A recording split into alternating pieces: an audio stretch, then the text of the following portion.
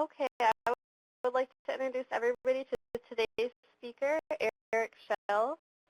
Eric is a certified public accountant and a master of business administration. He's a principal at Stroudwater Associates in Portland, Maine, and travels around the country doing consulting. Eric has over 23 years of experience in healthcare, financial management, and consulting. His areas of responsibilities are sustain rural hospitals, improve financial and operational performance by developing effective strategic, financial, and operational plans, and evaluating and designing affiliation strategies between rural hospitals and larger hospitals that optimize the combined relationship. Eric currently serves on the NRHA Governmental Affairs Committee as well. So Eric, I will turn it over to you to continue your presentation on hospital fiscal management.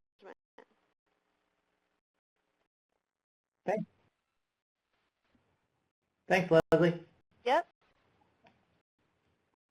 Well, okay then, we're just waiting for this presentation to pop up. Thanks all of you for coming back for one more dose of pre-Christmas cheer. This presentation here, there aren't any handouts associated with this specific talk, our talk number 4. Those were all handed out prior, and essentially what we're going to do with this one is build on a lot of the discussions that we had in the first 3 presentations.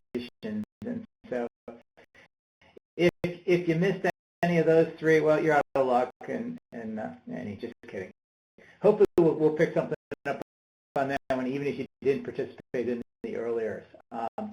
As Leslie said, I do like to encourage those of you who are kind of less shy to speak up, to take your phone off mute, and to shout out if to answer some questions. And anyway, let's get going. I hope you're all enjoying your nice lunch. I had my peanut butter and jelly sandwich a minute ago. Let's take a, as we've done in the prior. I think it's important to just go back and spend 10 minutes reviewing the prior material to really lay the stage for this last talk around kind of pulling it all together. And so if you bear with me, those of you who have already heard this 3 times now, we'll just a 4th. I'm going to pull my little green arrow here.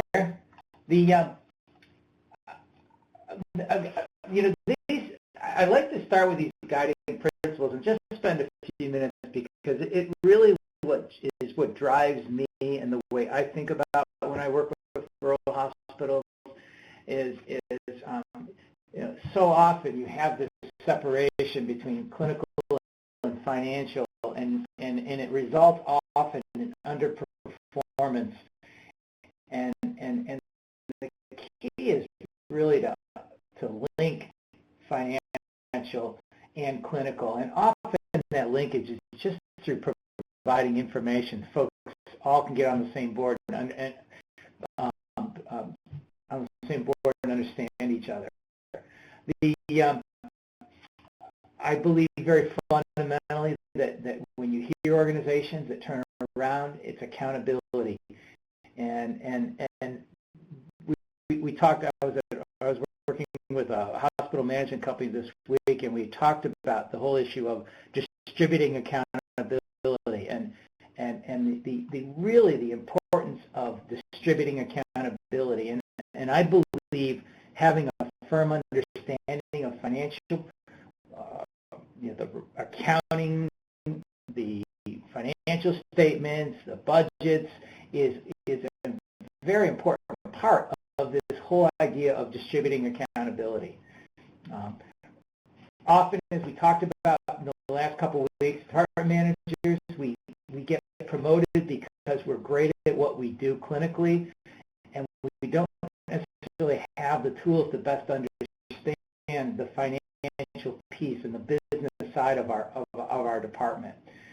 And then again, this last bullet, and this is the one that I really like to challenge you with today, is I've always said, and I've always believed this, that transformation starts when we change, not what we're doing, but when we change the questions being asked. Because when we start asking different questions, you're likely to really better understand your business, better understand what you do, and ultimately lead to better performance. And so today, I would really like it at the end of today, and after all 4 seminars, that you as department managers, as folks in the hospital, start asking different questions of leadership. If something doesn't make sense to you from a clinical provider, call it out and ask questions about why or why might not that happen.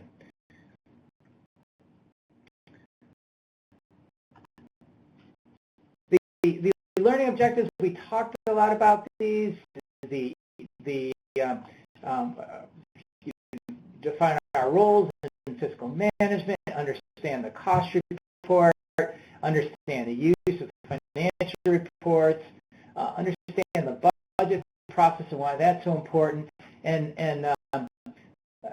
looking at how to evaluate our own self. And so see, these are some of the things that we set out to achieve.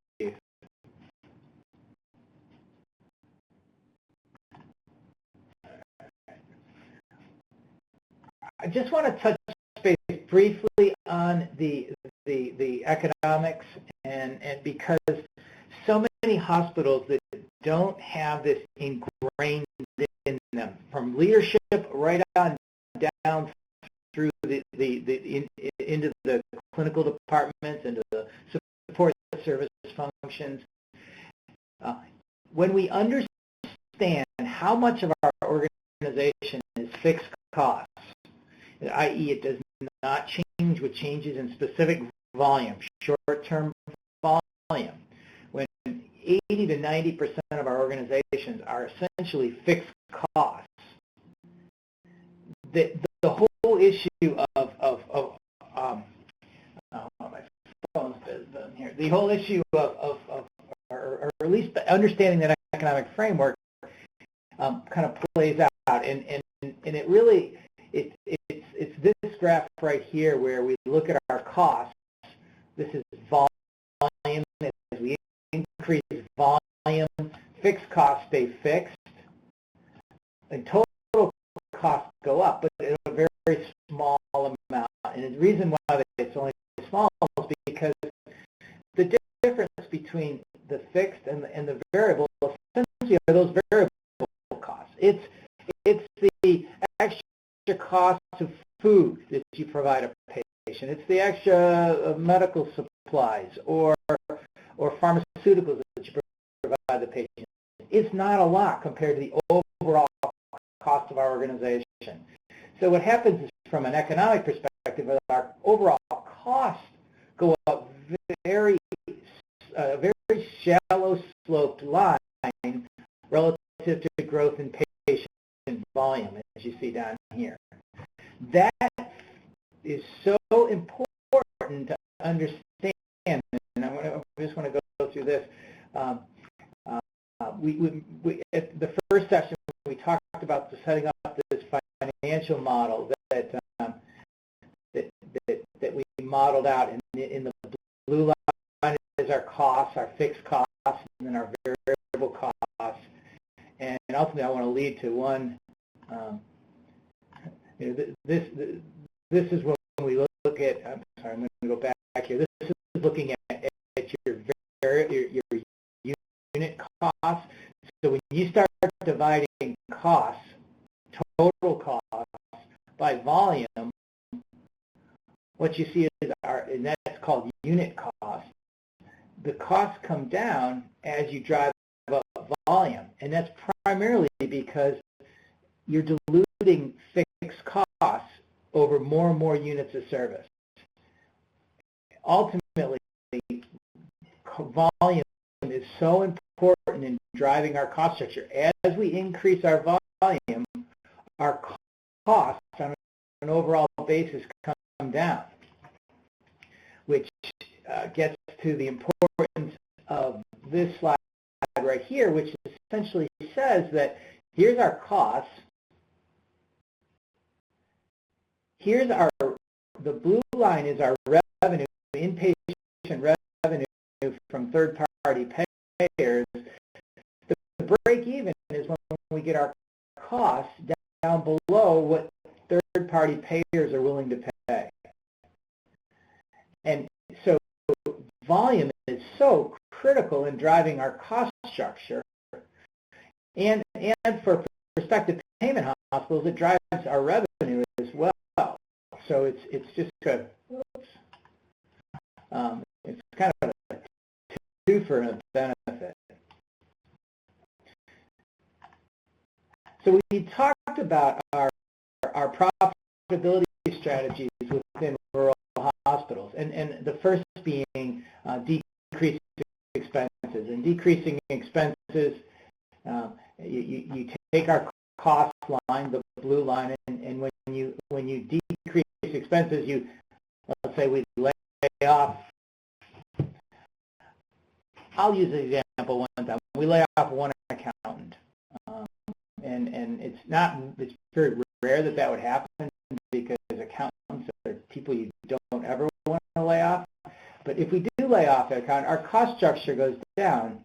If we're a critical access hospital, because some of our revenue, all our cost-based revenue is tied to cost, our revenue line goes down a little bit. But overall, our profitability is our break-even level falls back to this, or at this level of volume, we can generate a profit. And so often decreasing expenses is one strategy. The other strategy is increasing fees.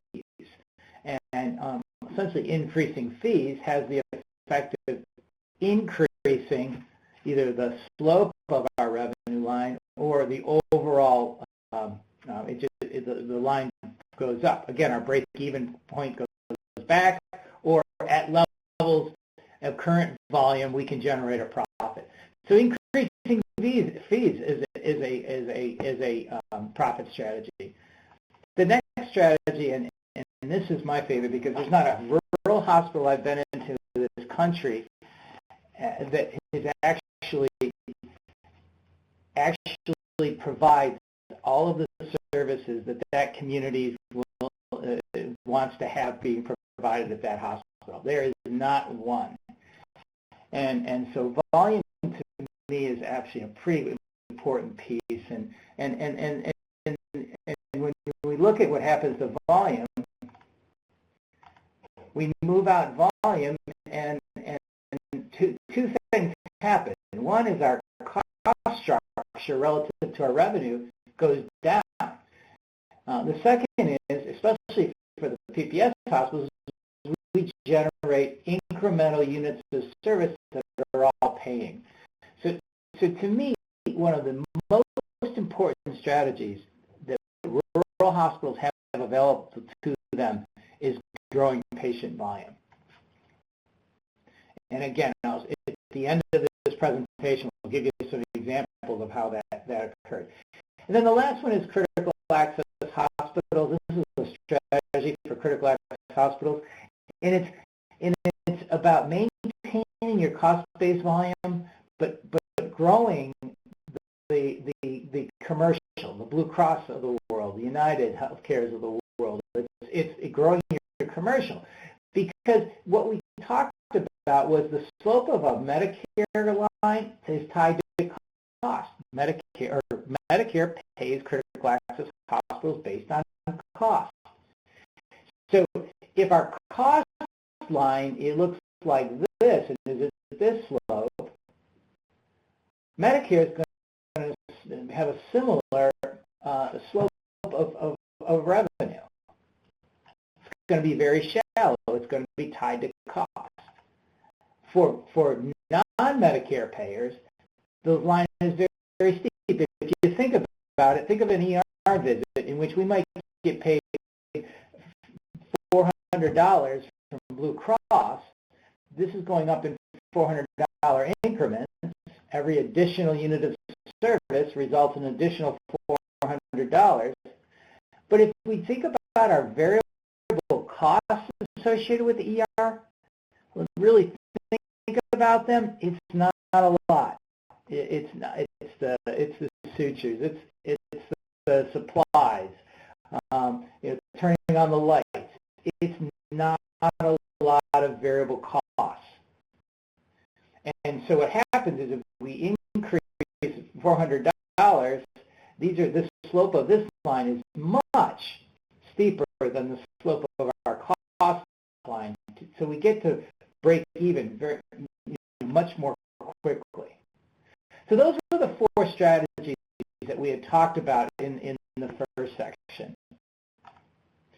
The next area, and any questions or thoughts on that? Because to me, if nothing else happens other than folks leave with the message of how you think about your overall costs as an organization, even costs within your department or costs of providing a service, and you start closing your eyes and asking the question, you will see truly how much really is fixed versus variable.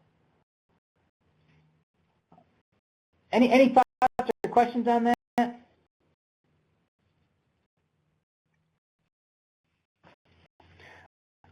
All right, I'm alone again. We're going to have to get to some awkward silences here in a minute. The next section was really more focused on the critical access hospitals, but also for the prospective payment hospitals, the non-critical access hospitals. The cost report is an important source of information, and it's got a lot of good stuff in there. We'll show you how to use some of that at the end of this presentation. So we just walked through the cost report. We're providing all of the different schedules, the worksheets A and B, and how we allocate costs and step-down costs, how we come up with costs on a departmental basis, and then ultimately how we figure out what Medicare is going to pay us. And so these were the worksheets. I think the takeaway I really wanted to leave everyone, critical access hospitals and their counterparts in the non-critical access hospital world, is that when we look at our departmental costs, we look at, say, nursing. There's a big piece. I think in the example we looked at, nursing costs in that example cost report were about $2.2 million. By the time we allocate overhead and the CEO's salary and the CFO's salary and all of these overhead costs to nursing, the total cost of nursing went from $2.2 million all the way up to $3.6 million. Often, we as department managers are held accountable for that $3.6 million when we don't really have a lot of control over a big chunk of that. All that is allocated to us. And I'll show you how to think about that when we start looking at contribution margin. So the cost report, the essence of the cost report was both to understand how overhead costs get applied to you, how often you'll be responsible for those overhead. But the other piece of it was that even within our own direct costs for the nursing department, the $2.2 million, if we think of that $2.2 million, and now we start thinking about variable versus fixed costs, a big chunk of that $2.2 million was salaries. And I would suggest that salaries in the short term are very much fixed or step fixed. It's very difficult to tell a nurse, you know, census is down 2 patients today. Why don't you go home and take the day off? You don't need to be paid today. It's not long before we're down a few nurses, so we have so when we just look at our direct costs, how much of those costs are fixed versus how much of them are truly tied to patient volume, a change in patient day. And ultimately, this is going to lead to our conversation we're going to have later this afternoon, or excuse me, in another 10 minutes here, about how important fixed, variable, allocated costs all play out when we start looking at how to evaluate performance within our own departments. Okay, so the next section, and this is what we covered last Friday. We looked at financial reporting, and we looked at the different accrual basis financial statements versus cash basis as a general concept, and that the fact that most of our hospital reporting is all on accrual basis, essentially meaning that revenue is recognized based on the date the service was provided.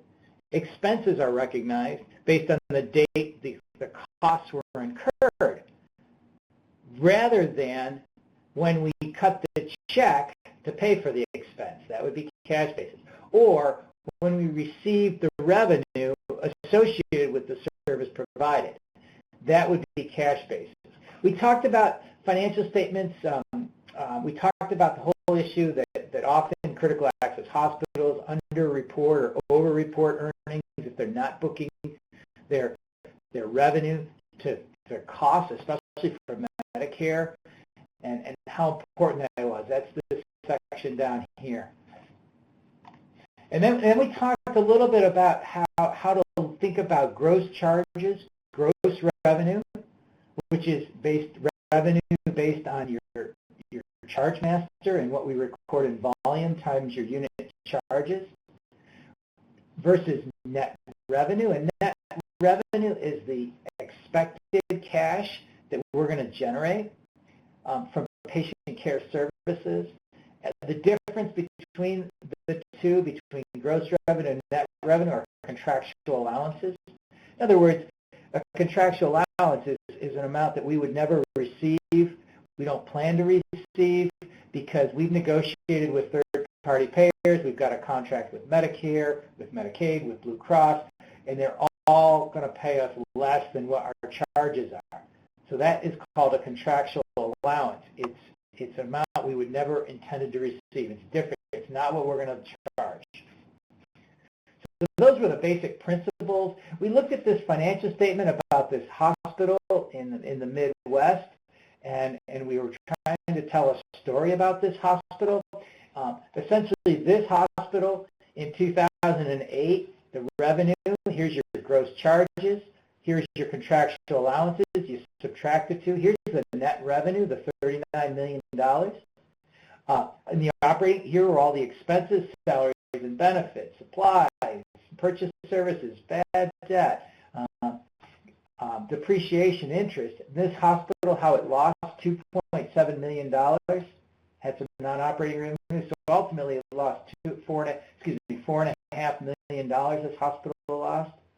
And we could see that just from looking at the financial statements. And I think we all agreed that that probably wasn't a good thing to lose $4.5 million in a year.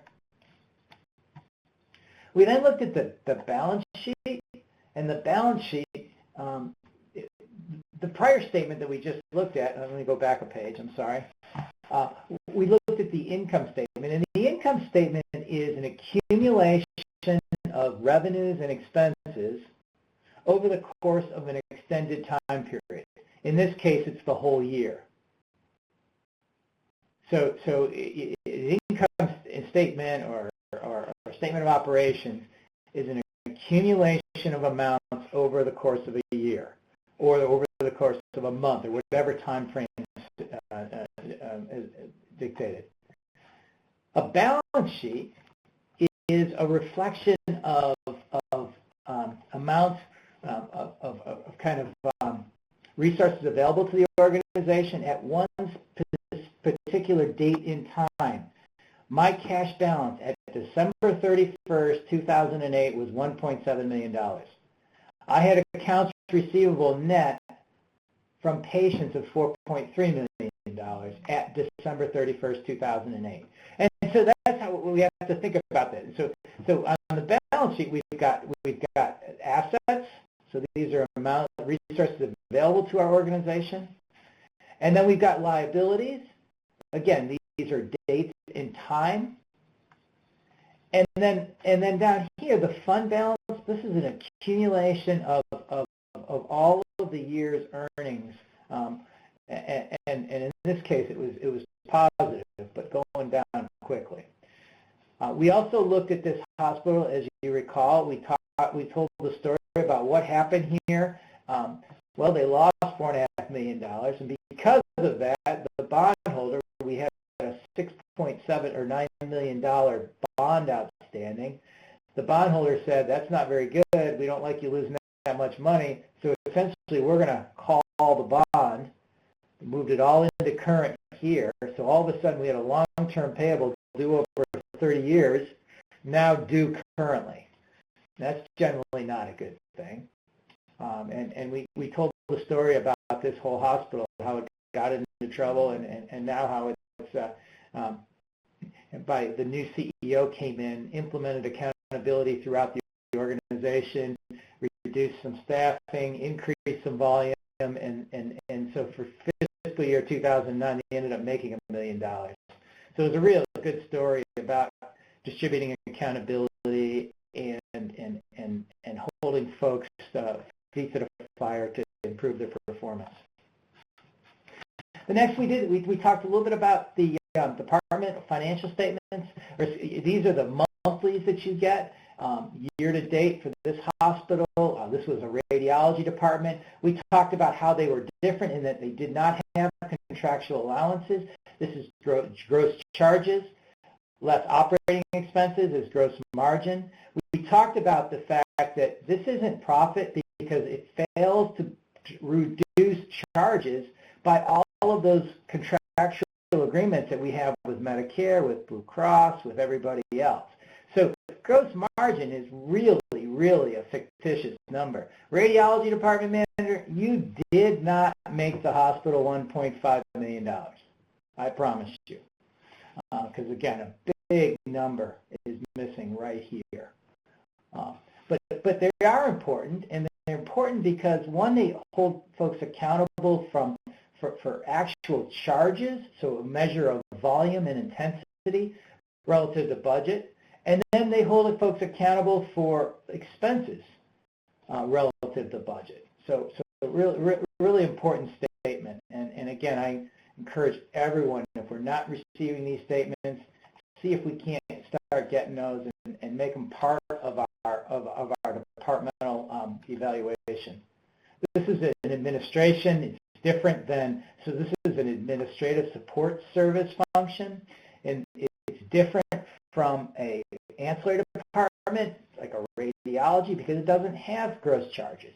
It only has, administration just provides absolutely no value at all, so there's no charges associated with it. At least that's what I've been told by a lot of clinical department managers. So anyway, they're just a big overhead that they're going to get allocated to your cost center, and you got to carry them. So, but different. But again, you can evaluate that performance because again, you can hold the department manager here, i.e., in this case, it's probably the CEO and the CFO, responsible for their budget, their actual performance relative to budget.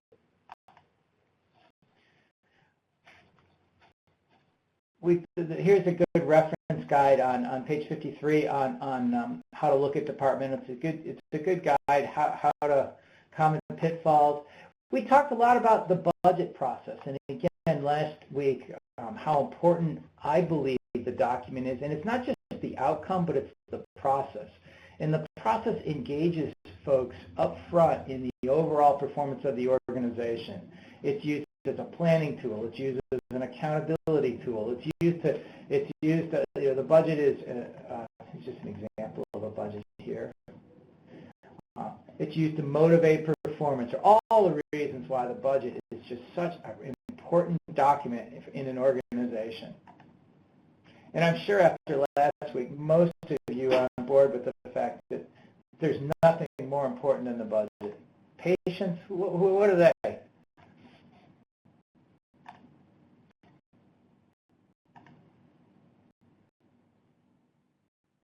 We talked a little bit about successful critical access hospitals, or even successful rural hospitals, that the department managers really have to be involved in developing their annual budgets.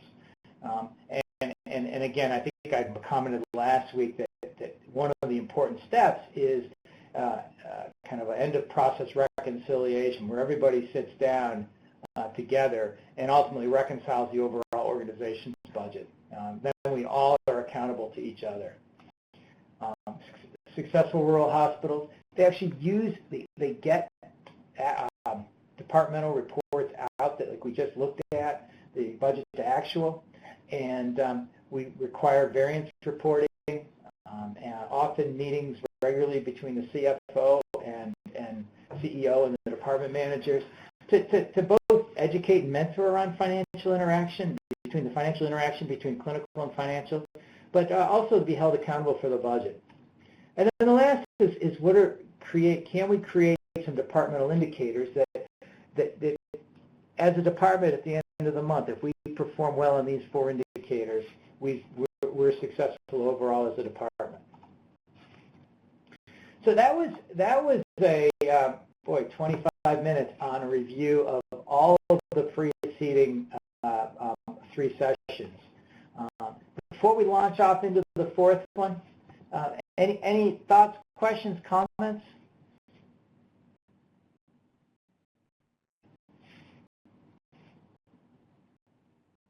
Well, all right then.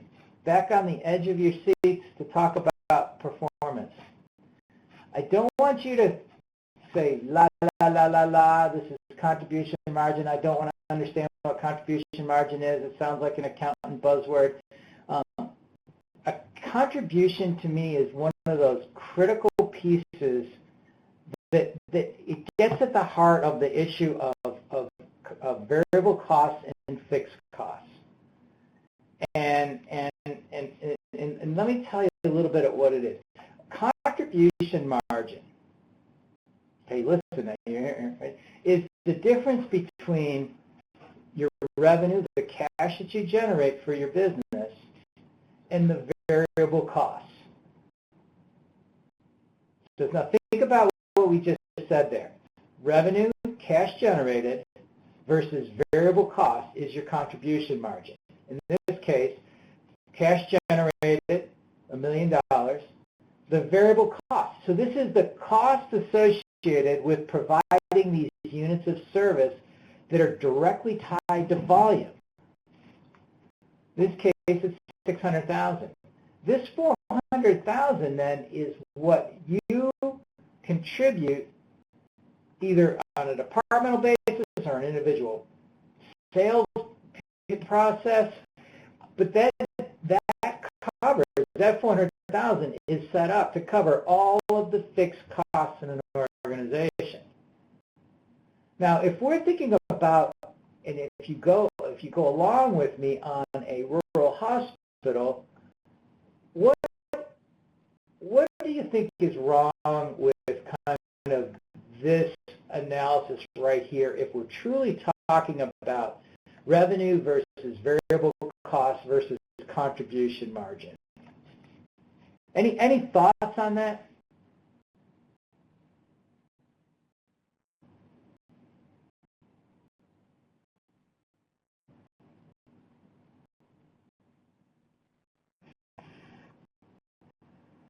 Any thoughts on that?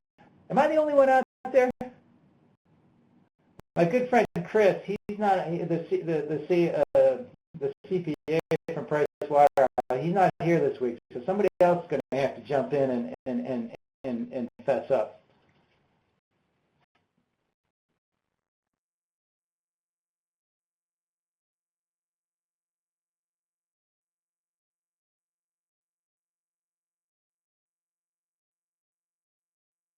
All right, you figure if I wait long enough and nobody says anything, that eventually I'm going to have to say something.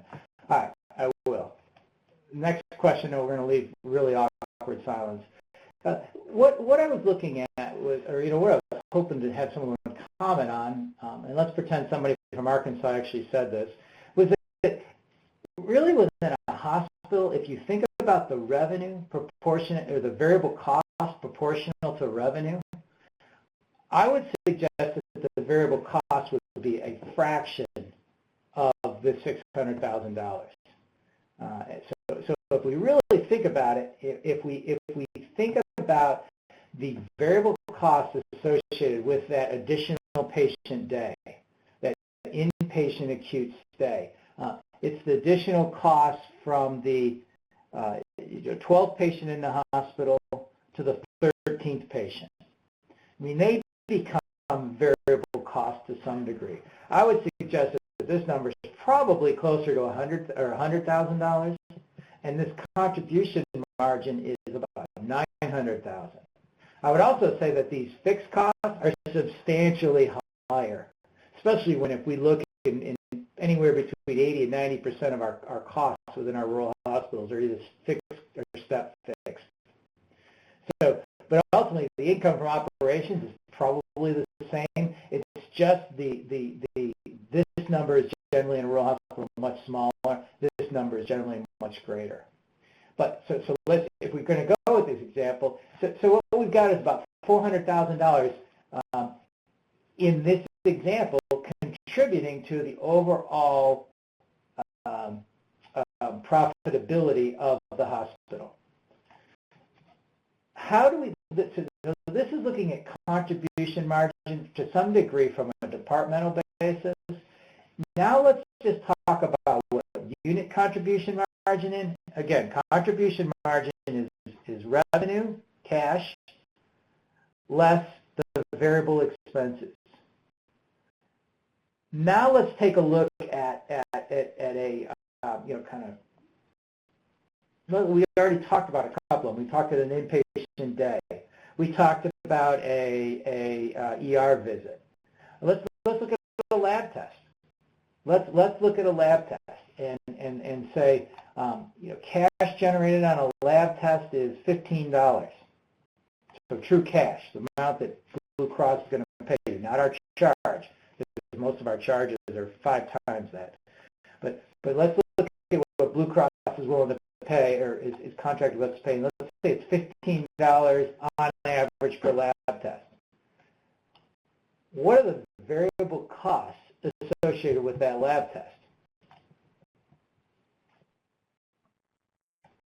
I think many of you would agree that it's probably in the $1 to $2 range. It's your reagents, it's the electricity to spin a test, it's you got to turn the light on. Well, that's almost a fixed cost. There's not a lot of cost.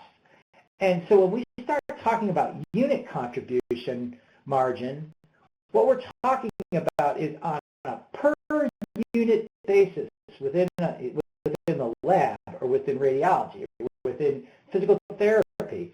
What is the revenue generated versus that true variable cost, that incremental cost of providing that test? In this case, in this example, we assumed a $200 cash received and the variable cost being $120. So what we've got is $80 of contribution margin to cover overhead expenses. This to me is the fundamental economic relationship that we have to understand within rural hospitals, because it will drive us to understand how important volume is, at least as long as volume is paid based on fee for service, based on payment. And so you look at a critical access hospital or a small rural hospital, I think one would quickly agree that it's really made up of thousands, literally thousands of unit contribution margins. Every time we provide a test, a lab test, or a radiology test, a new patient day, ER visit, that's one opportunity to create a unit contribution margin that's going to go to cover all of the fixed costs in an organization. And in this case, when we're talking about fixed costs, we're essentially talking about all labor costs. We're talking about the depreciation, the interest. We're talking about everything that's not directly related to that unit of service less that cost associated with that specific unit of service. The key is to create enough of these unit contribution margins to cover all of that 80 or 90% of our hospital's costs that are fixed. Such a really, really important concept for everybody to understand. So the next question is how do we define profitability? How do we go about defining profitability? And it's a very interesting question. A good accountant will pretty much say, well, it depends. So I'm not going to say it depends. I'm not a good accountant. But what is the first part of the equation is profitability starts with net revenue, cash. Okay, so the revenue generated from providing the service less, well, it could be fully allocated costs. Now, remember what fully allocated costs are. If you think about it in our language, it's the variable cost for providing that unit of service. Then it's all of the fixed costs all of the fixed costs, and then it's all the overhead expenses, which are often fixed, but they're allocated. So fully allocated costs, in the example in the cost report, as you recall, remember the nursing unit had direct costs of $2.2 million? Some of those are variable, but probably most of those are staffing and are fixed to that department. But then there was another $1.4 million of overhead that got allocated, the administrator's salary, the costs from medical records got allocated to you, costs from plant operations got allocated to you, and et cetera, et cetera. And so all of these costs, net revenue, if you're looking at how to define profitability, the revenue side is really the cash. And if you're looking at profitability on a fully allocated cost basis, that includes the variable costs plus all of the fixed costs of the department, plus all of the fixed costs associated with the rest of the organization get piled into your lap. Profitability is often very difficult to achieve when we're loading up all of these costs. Or do we define profitability looking at it based on variable costs?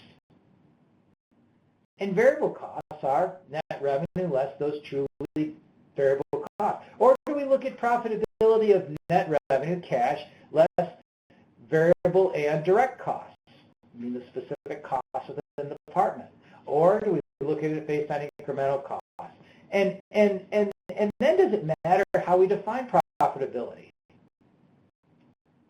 I would say absolutely yes.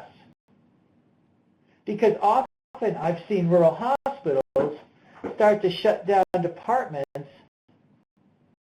Think about a hospital that's going to shut down its department or kind of exit a business that's losing money on a fully allocated cost basis.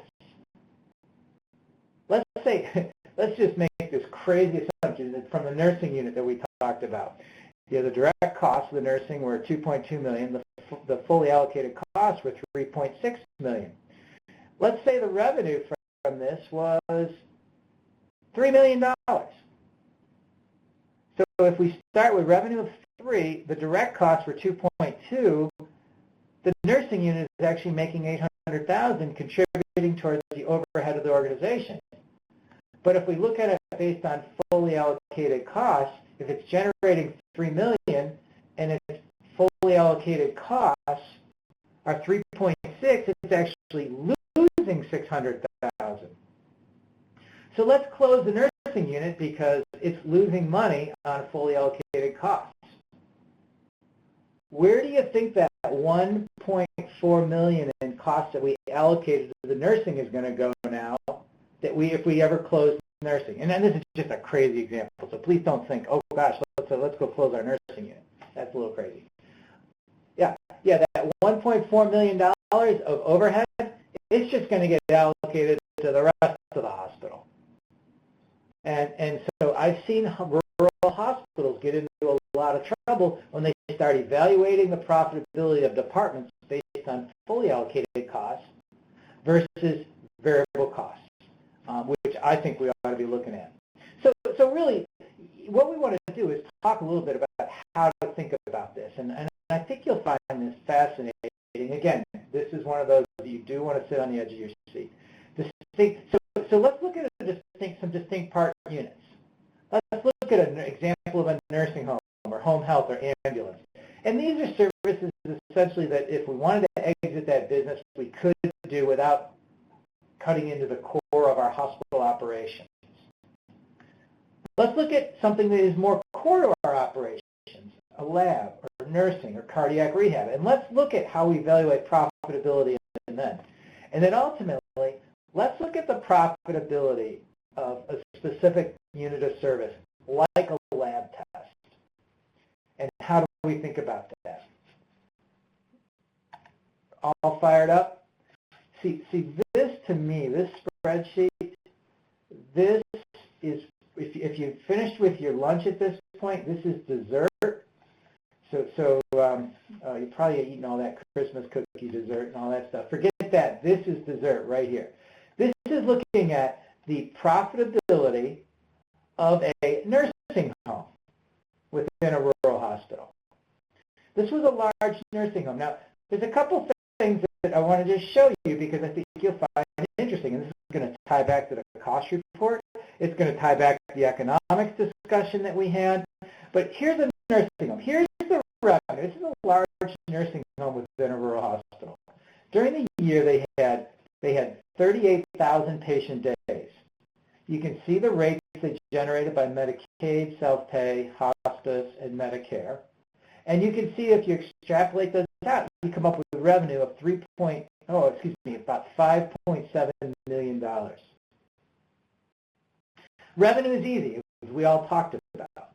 Now let's look at the cost report, because the cost report is going to give us our direct expenses, our salary and non-salary, equals $2.9 million. And then the cost report, remember all those allocations of overhead? Some were based on square feet, some were based on salaries, some were based on another square feet, some were based on meals served, etc. But when we allocate all of these overhead expenses and we add, they total $3.2 million. If we add the 3.2 to the 2.9, we come up with the total expenses of the nursing home on a fully allocated cost basis of $6.1 million. This nursing home loses $403,000. Well, what do we do with this nursing home if it's losing $403,000? Anybody have any ideas? We know that this is a trick question, so nobody wants to answer this. Well, fully allocated cost is not the way we ought to be looking at this nursing home. because all of these costs here are overhead and get allocated. Some of them are variable. For example, if we look at cafeteria, or excuse me, dietary. In this case, the dietary related to nursing home residents, there's a decent percent of these costs that get allocated that represent the food costs, and that would be variable associated with the nursing home. So what I've done here is set up some estimates to say, if we looked at the dietary, the fully allocated costs of the dietary, $942,000, and said, let's come up with an estimate of what piece of that are variable to the nursing home. I've estimated 60%. For example, employee benefits. Yeah, most of the employee benefits costs, with the exception of, for example, the HR director or something, most of those costs are variable. So I've assigned a very high variable cost probability. So now if we go down here and we add up all of these costs, this essentially represents the variable component on a departmental level. So think about it as if the department went away, it's likely we could reduce our overhead expenses by this amount. So if this nursing home were to go away, we could reduce the expenses that got allocated to us over here, some of which these expenses would not go away. The classic example is right in this $265,000, a portion of that is your CEO and CFO's salary. When this nursing home goes away, that's losing $403,000 on a fully allocated cost basis, if this were to go away, it's not likely the CEO or CFO's salary is going to go down any. Matter of fact, you probably get a raise for closing something that's losing $403,000. Just kidding. So really what's going on here is a piece of these expenses would stay within the organization. Only some of them would go down. And that's what we're trying to come up with in this column right here, is the variable expenses. In this case, when we add up the variable overhead expenses of the nursing home, we add them to the direct expenses, because if the nursing home were to go away, we could eliminate these directly, and it's likely we could eliminate approximately these amount of overhead expenses. So now when we're looking at it on a variable cost basis, it actually makes $480,000. Well, shoot, we were just going to close it because it lost $403,000. Now we just determined that it actually makes $481,000. I'm confused, and no wonder accountants get paid the long dollar, because they got to figure this out for me. As a prospective payment hospital, you stop here. Critical access hospitals have to take this one step further, because the interesting thing with critical access hospitals, if this nursing home were to close, the overhead expenses that get currently allocated to the nursing home would now get allocated back into the hospital and get reimbursed on a cost basis. So the CEO's and CFO's salary, now that it's, let's say, 25% being allocated to the nursing home, if the nursing home were going away, that 25% of their enormous salaries would come back into the hospital and get reimbursed. It would be revenue. So critical access hospitals have to take this one step further and figure out what is essentially the cost of operating a nursing home in a critical access hospital. All said and done, this nursing home that the cost report says is losing $400,000, is actually breaking even as a critical access hospital or as a prospective payment hospital, contributing towards creating a contribution margin of $481,000. Thoughts or questions on this? Because see, what we're trying to do is tie in.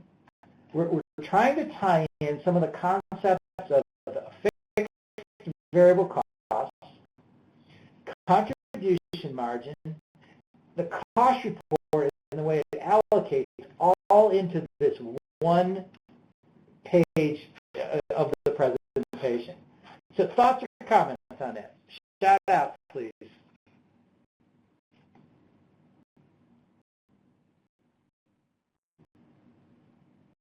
Wow, you guys just get this stuff. Love to see your faces. I bet there's some people looking cross-eyed. Anyway, next one. This is an interesting study. There was a hospital in kind of the Delta area. Got a call from the ambulance director a couple of years ago, and the ambulance director called me and said, Eric, I got to tell you, they want to close my ambulance down. And this ambulance was really the front door of this organization. It truly was. The ambulance folks were out in they were the face of the hospital. But the director called me and he said, Eric, the board wants to shut me down. They say we lose $50,000 a month. And I said, oh yeah, well, why don't you send me some stuff and we'll take a look and see. And so what we did is we looked at, again, revenue. Revenue's easy, as we talked about. They had some Medicare revenue, they had Medicaid revenue, self-pay, total revenue about almost $400,000. The county provided a subsidy of about $20,000. So all in, the revenue for the ambulance was about $415,000. Everybody pretty straightforward on how to calculate revenue. Now let's look at costs. Again, the cost report has your direct expenses, salaries $282,000, other. So you have direct expenses of $315,000, and then the cost report allocated a bunch of expenses to the ambulance department, which totaled, when you combine the direct expenses and the allocated, totaled about $490,000. So, wow, it does look like the ambulance loses $75,000 on a fully allocated cost basis. So if you take the $490,000, you subtract it from the revenue that it generates, it loses $75,000. So I think we should get rid of the ambulance because it loses $75,000. What do you guys think?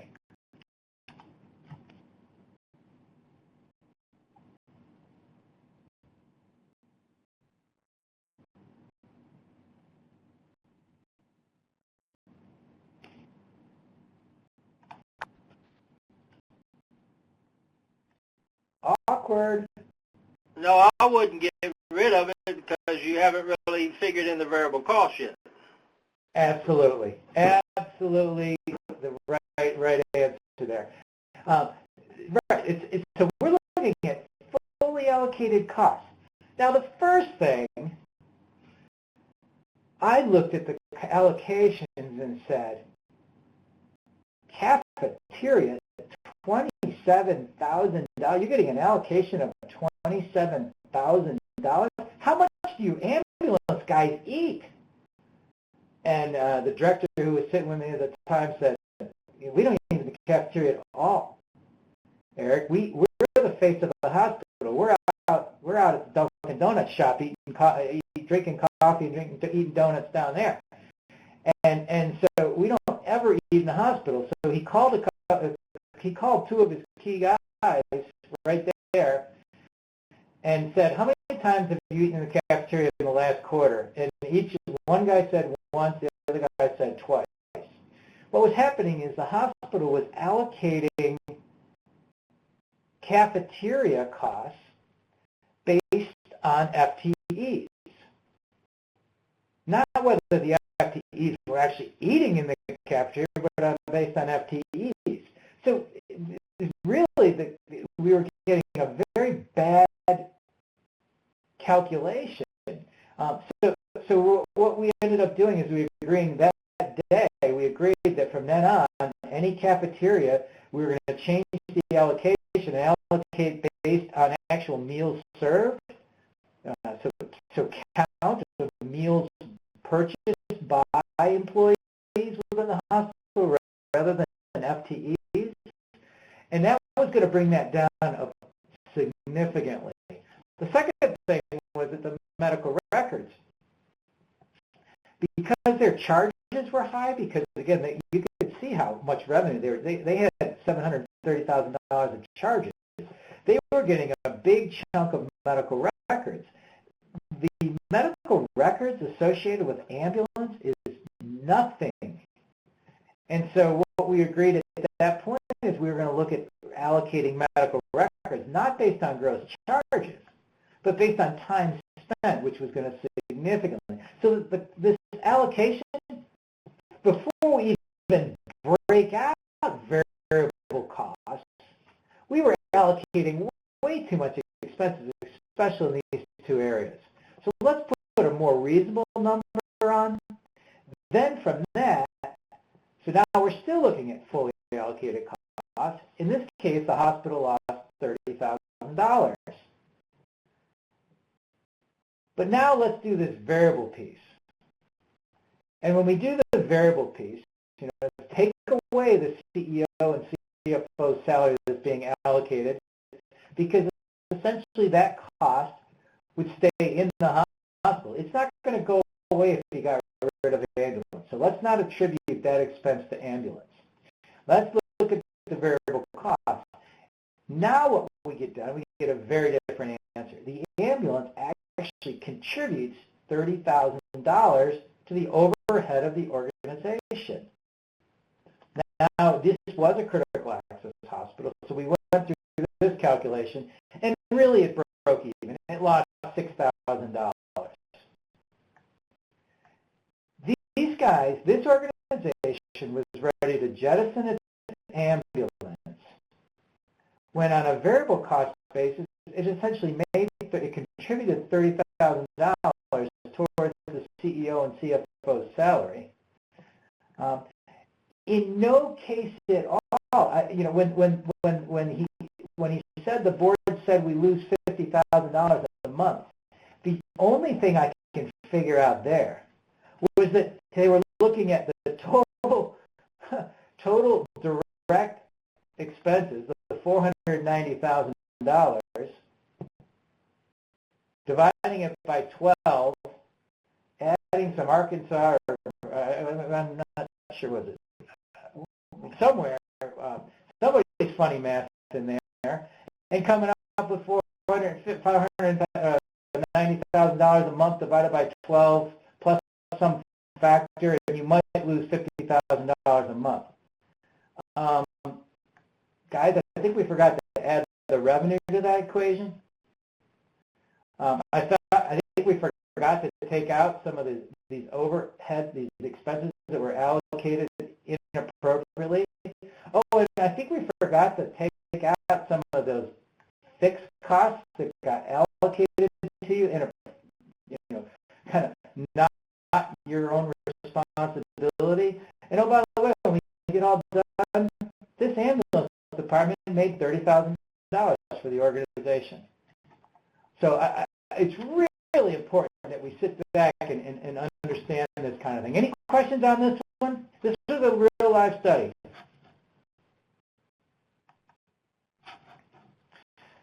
The next one is in this one I just want to show, this is a cardiac rehab. And I want to show you this one, a little bit different spin here. Now we're getting a little bit closer to with within the hospital bowels, okay? So we're looking at a department within the hospital. I've got my little revenue, really easy to calculate. This was a critical access hospital again. Revenue was generated of somewhere around $54,000.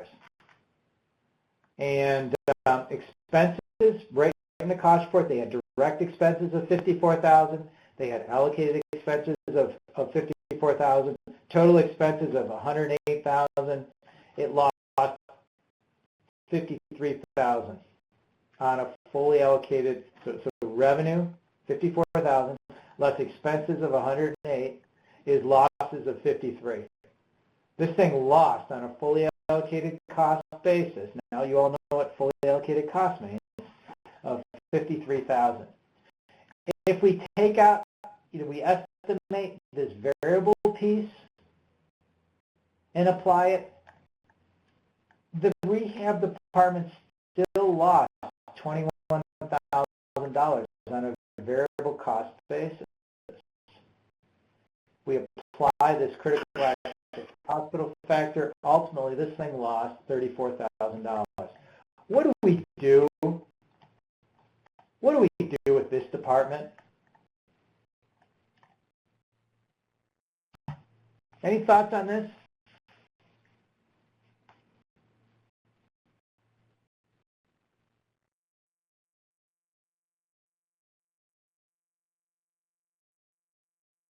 I'll allow silence because this one is a little bit more of a challenge.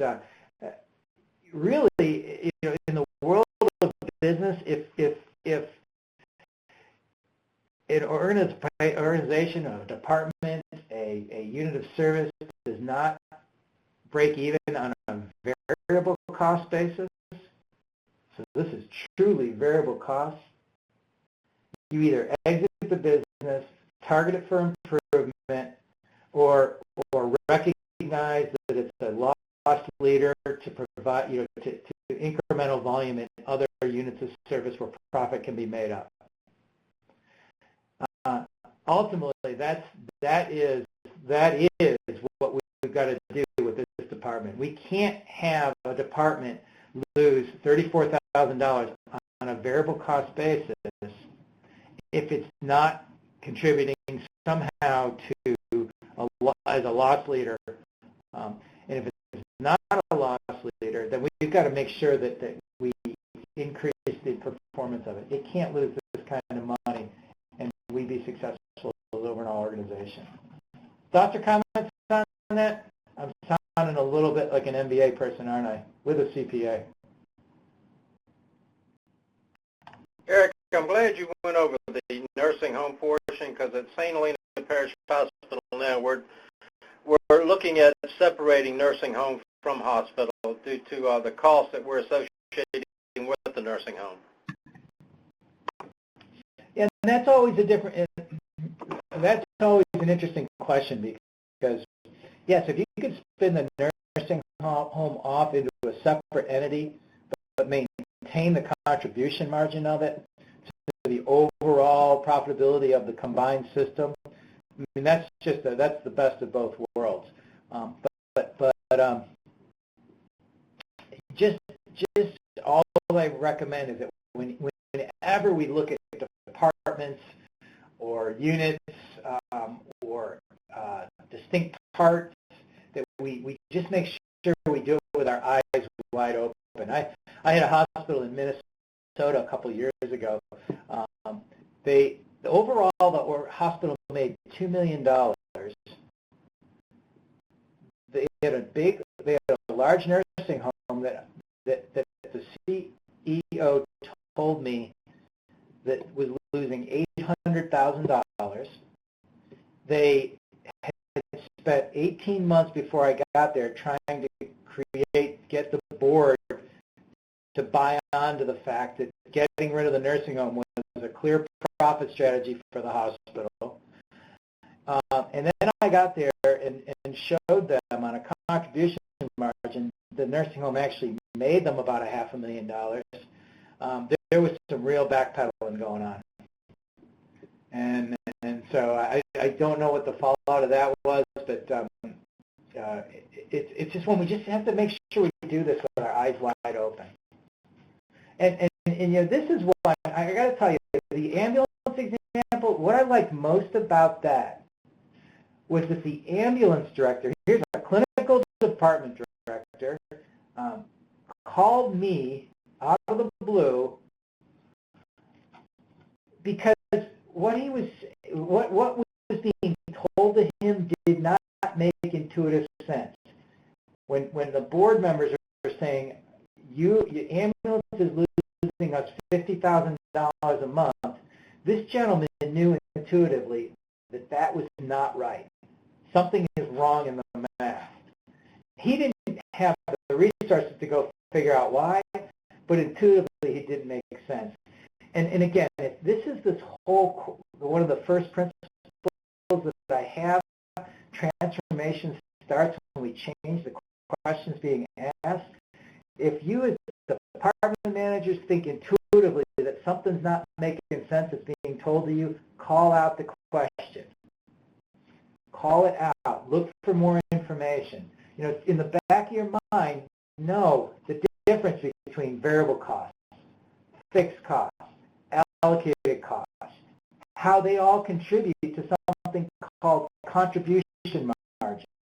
How contribution margin is based both on an individual unit service basis and then aggregated units into departments or units or combined distinct part units or something. All of this is just very important for you all to understand. And Eric, on that previous slide, Dara Jong had chatted in that cutting staff would be an option too. As long as they're not accountants, yeah. I agree. That's a shout out for all us accountants. There you go. Okay. So the next example, and I show you, this is an example of a critical access hospital, and so many, I know many of you are rural PTS hospitals, so a little bit, you have a much easier calculation here. So maybe if you just be patient with me and follow through, I'll explain how to think about a PPS hospital because your opportunity here is significantly higher than a critical access hospital's opportunity. What this is, I've done this for a number of hospitals, and often you get the question of, especially within critical access hospitals, well, our costs on a test are $15. And now as soon as you hear that, you all know, especially your lab managers, any of you are out there, there is no way the variable costs on a test are $15. So somebody is telling you a number that's not based on your variable costs, but based on your fixed and overhead and all those costs loaded up. And you know right away that if anyone's trying to make a decision based on that, it's not the way to be making decisions. And so for critical access hospitals, so often you get the question, well, our costs are $15 per lab test. If we increase our, for example, Blue Cross, we go out and we recruit a bunch of new doctors. They have a high commercial population. Medicare or Blue Cross is only paying us $12 a test, which is less than our costs of $14 a test or $15 a test. Every one of these tests that we're going to do, we're going to lose $3, so we shouldn't be in the market of growing lab services. I've had that question many times asked.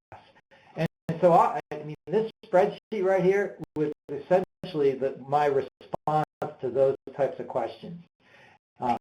And some of the assumptions here is that variable costs, I've assumed for a lab test, are $1.75. If you close your eyes and think about that, $1.75 is probably not too far off the true variable costs.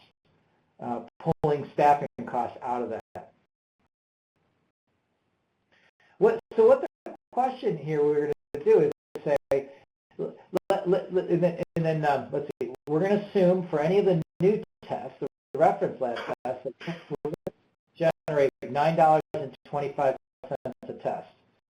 So keep in mind that we're going to generate new revenue of $9.25 and the variable costs are $1.75. And so when we look at this model, we've got inpatient tests, we've got outpatient tests. Total lab tests of 56,000. Again, this is a critical access hospital, so inpatient, we got 80% of our inpatient is going to be cost-based. 59% of our outpatient is cost-based. Here's our cost-based units. Here's our non-cost-based units. It's easy to calculate the revenue on our non-cost-based units. You just multiply the number, the count, times the revenue. And as you recall, we assume the Blue Crosses of the world and everybody else that pays on a fee schedule are going to pay $9.25 for every lab test.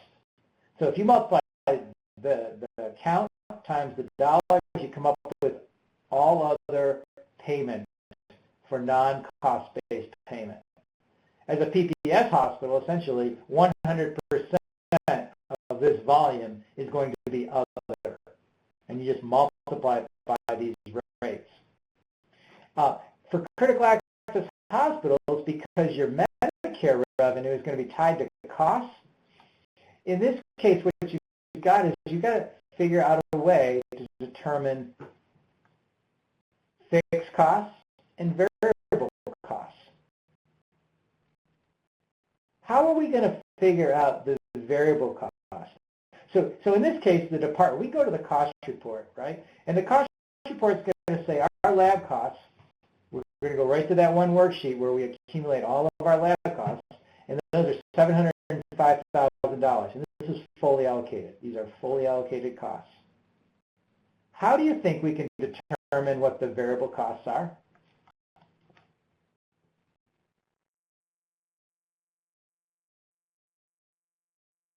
All right, I'll give you a hint. I'll point to two numbers.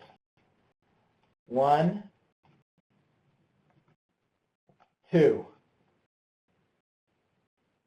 If we make the assumption that every incremental test results in $1.75 more costs, and that the 56,000 tests, if we multiply this by this, you'll come up with $98,000.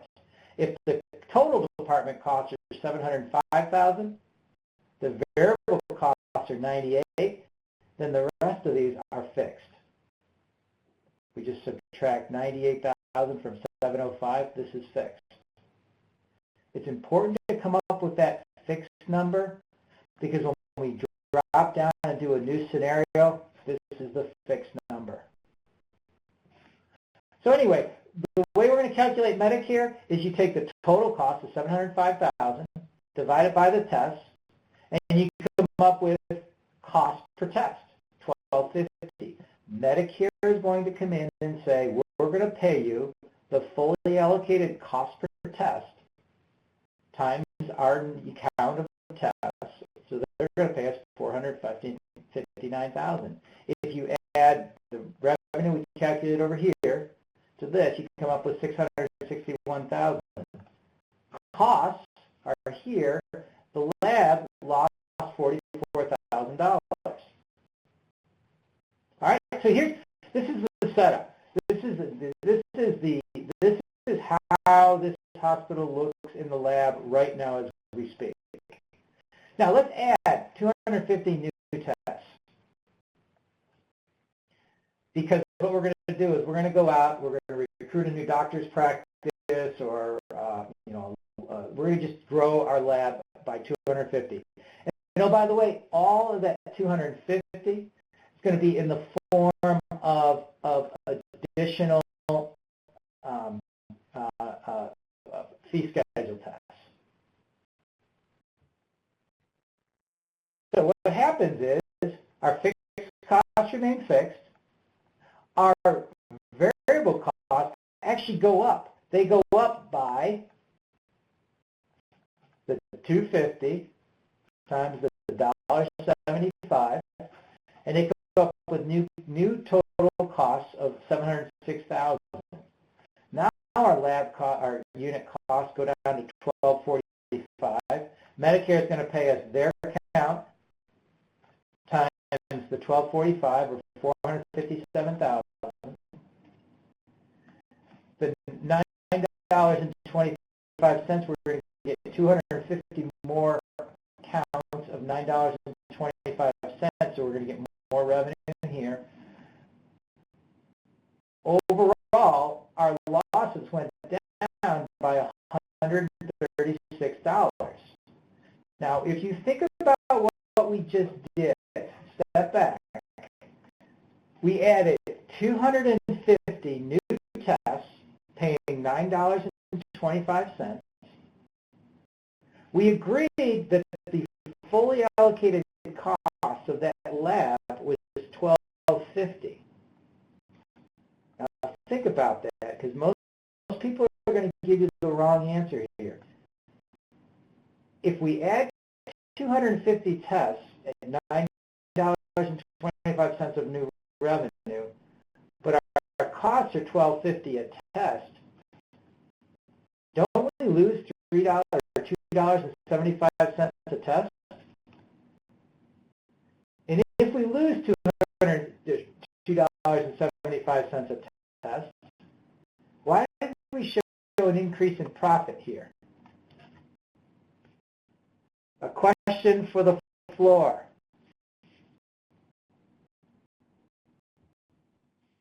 I will know you've tied together all of the 4 presentations if you get this right.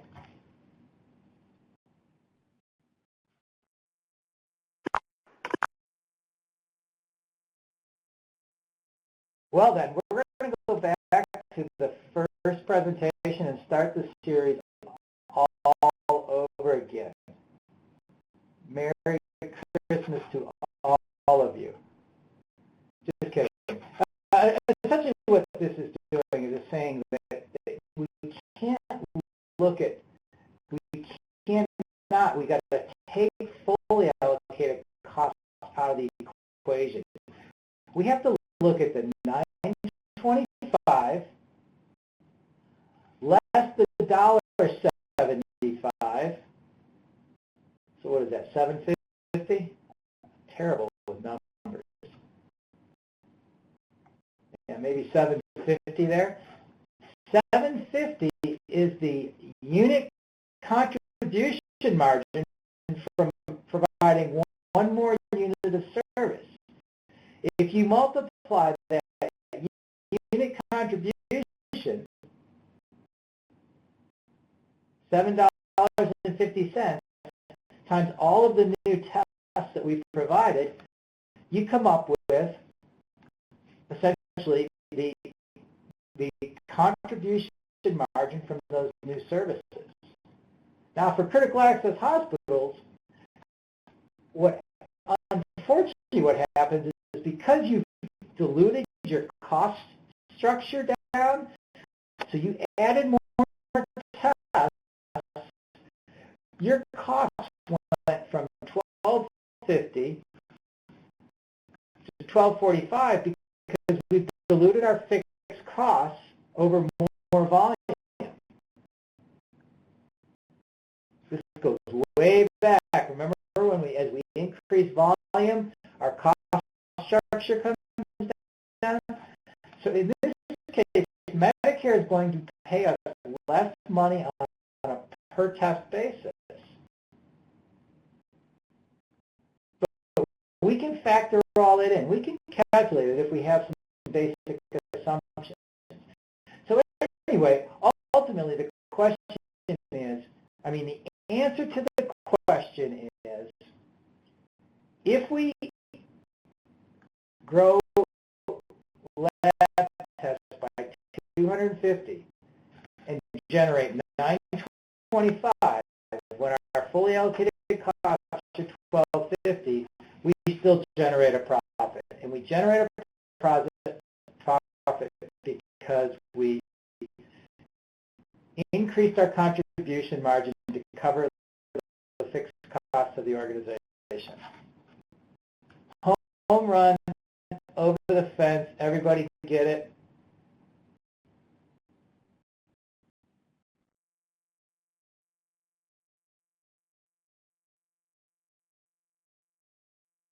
Next example, and then I believe, oh yeah, we're gonna. The next example is just looking at swing bed, and again, this is a critical access hospital, a prospective payment hospital.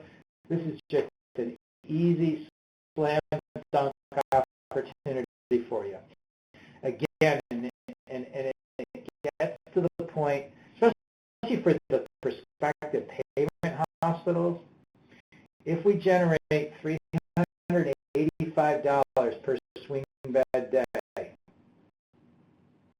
what are the true variable costs associated with that swing bed patient?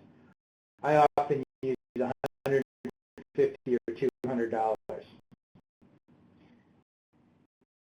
Essentially, what we want to do is create those unit contribution margins from all of those incremental days that's going to contribute towards the overhead of our department and then the overall organization. And so for the prospective payment rural hospital, this is a really easy, this is a slam dunk. For critical access hospitals, it's a little bit more challenging because, well, it's a lot more challenging because it's very, very difficult to estimate the true profit. In this case, what we're looking at is the inpatient unit. Again, here's your days. This is your acute swing bed S&S, swing bed NF. In this hospital case, a real live example, their acute days were 2,900,